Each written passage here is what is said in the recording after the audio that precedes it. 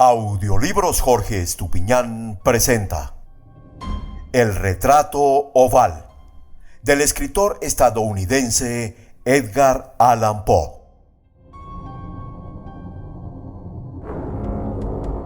El castillo al cual mi criado se había atrevido a entrar por la fuerza antes de permitir que, gravemente herido como estaba, pasara yo la noche al aire libre, era una de esas construcciones en las que se mezclan la lobreguez y la grandeza, y que durante largo tiempo se han alzado cejijuntas en los Apeninos, tan ciertas en la realidad como en la imaginación de Mr. Radcliffe.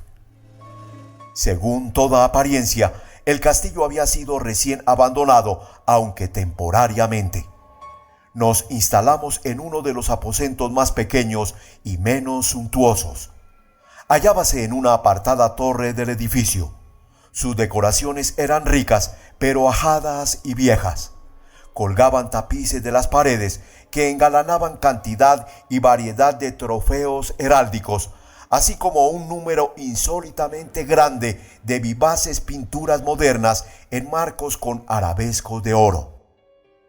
Aquellas pinturas no solamente emplazadas a lo largo de las paredes, sino en diversos nichos que la extraña arquitectura del castillo exigía, despertaron profundamente mi interés, quizá a causa de mi incipiente delirio. Ordené, por tanto, a Pedro que cerrara las pesadas persianas del aposento, pues era ya de noche, que encendiera las bujías de un alto candelabro situado a la cabecera de mi lecho, y descorriera de par en par las orladas cortinas de terciopelo negro que envolvían la cama. Al hacerlo así, deseaba entregarme, si no al sueño, por lo menos a la alternada contemplación de las pinturas y al examen de un pequeño volumen que habíamos encontrado sobre la almohada y que contenía la descripción y la crítica de aquellas. Mucho leí, e intensamente miré. Rápidas y brillantes volaron las horas hasta llegar la profunda medianoche. La posición del candelabro me molestaba, pero para no incomodar a mi amodorrado sirviente, alargué con dificultad la mano y lo coloqué de manera que su luz cayera directamente sobre el libro. El cambio, empero, produjo un efecto por completo inesperado. Los rayos de las numerosas bujías, pues eran muchas, cayeron en un nicho del aposento que una de las columnas del lecho había mantenido hasta ese momento en la más profunda sombra. Pude ver así, vívidamente, una pintura que me había pasado inadvertida. Era el retrato de una joven que empezaba ya a ser mujer. Miré presurosamente su retrato y cerré los ojos. Al principio no alcancé a comprender por qué lo había hecho, pero mientras mis párpados continuaban cerrados, cruzó por mi mente la razón de mi conducta. Era un movimiento impulsivo a fin de ganar tiempo para pensar, para asegurarme de que mi visión no me había engañado, para calmar y someter mi fantasía antes de otra contemplación más serena y más segura. Instantes después, volví a mirar fijamente la pintura. Ya no podía ni quería dudar de que estaba viendo bien, puesto que el primer destello de las bujías sobre aquella tela había disipado la soñolienta modorra que pesaba sobre mis sentidos, devolviéndome al punto a la vigilia. Como ya he dicho, el retrato representaba a una mujer joven. Solo abarcaba la cabeza y los hombros, pintado de la manera que técnicamente se denomina vignette, y que se parece mucho al estilo de las cabezas favoritas de Sully. Los brazos, el seno y hasta los extremos del radiante cabello se mezclaban imperceptiblemente en la vaga pero profunda sombra que formaba el fondo del retrato. El marco era oval, ricamente dorado y afiligranado en estilo morisco. Como objeto de arte, nada podía ser más admirable que aquella pintura. Pero lo que me había emocionado de manera tan súbita y vehemente no era la ejecución de la obra ni la inmortal belleza del retrato. Menos aún cabía pensar que mi fantasía, arrancada de un semisueño, hubiera confundido aquella cabeza con la de una persona viviente.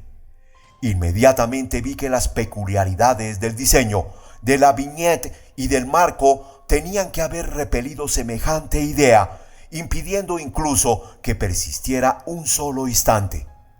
Pensando intensamente en todo eso, quedéme tal vez una hora, a medias sentado, a medias reclinado, con los ojos fijos en el retrato. Por fin, satisfecho del verdadero secreto de su efecto, me dejé caer hacia atrás en el lecho. Había descubierto que el hechizo del cuadro residía en una absoluta posibilidad de vida en su expresión que, sobresaltándome al comienzo, terminó por confundirme, someterme y aterrarme. Con profundo y reverendo respeto, volví a colocar el candelabro en su posición anterior. Alejada así de mi vista la causa de mi honda agitación, busqué vivamente el volumen que se ocupaba de las pinturas y su historia.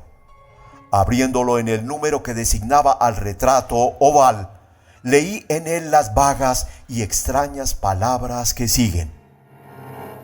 Era una virgen de singular hermosura y tan encantadora como alegre. Aciaga la hora en que vio y amó y desposó al pintor. Él, apasionado, estudioso, austero, tenía ya una prometida en el arte. Ella, una virgen de sin igual hermosura y tan encantadora como alegre, toda luz y sonrisas y traviesa como un cervatillo, amándolo y mimándolo y odiando tan solo al arte que era su rival, temiendo tan solo la paleta, los pinceles y los restantes enojosos instrumentos que la privaban de la contemplación de su amante. Así, para la dama, cosa terrible fue oír hablar al pintor de su deseo de retratarla. Pero era humilde y obediente, y durante muchas semanas posó dócilmente en el oscuro y elevado aposento de la torre, donde sólo desde lo alto caía la luz sobre la pálida tela. Mas él, el pintor, gloriábase de su trabajo que avanzaba hora a hora y día a día.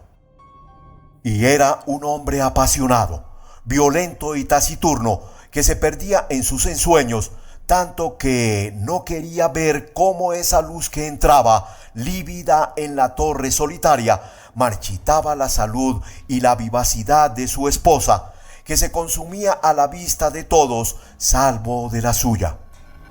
Mas ella seguía sonriendo, sin exhalar queja alguna, pues veía que el pintor, cuya nombradía era alta, trabajaba con un placer fervoroso y ardiente, bregando noche y día para pintar a aquella que tanto le amaba y que, sin embargo, seguía cada vez más desanimada y débil. Y, en verdad, algunos que contemplaban el retrato hablaban en voz baja de su parecido como de una asombrosa maravilla y una prueba tanto de la excelencia del artista como de su profundo amor por aquella a quien representaba de manera tan insuperable. Pero, a la larga, a medida que el trabajo se acercaba a su conclusión, nadie fue admitido ya en la torre, pues el pintor habíase exaltado en el ardor de su trabajo y apenas sí apartaba los ojos de la tela, incluso para mirar el rostro de su esposa. Y no quería ver que los tintes que esparcía en la tela eran extraídos de las mejillas de aquella mujer sentada a su lado. Y cuando pasaron muchas semanas y poco quedaba por hacer, salvo una pincelada en la boca y un matiz en los ojos, el espíritu de la dama osciló, vacilante como la llama en el tubo de la lámpara. Y entonces la pincelada fue puesta y aplicado el matiz, y durante un momento el pintor quedó en trance frente a la obra cumplida. Pero cuando estaba mirándola, púsose pálido y tembló mientras gritaba: «Ciertamente, Esta es la vida misma. Y volvióse de improviso para mirar a su amada. Estaba muerta.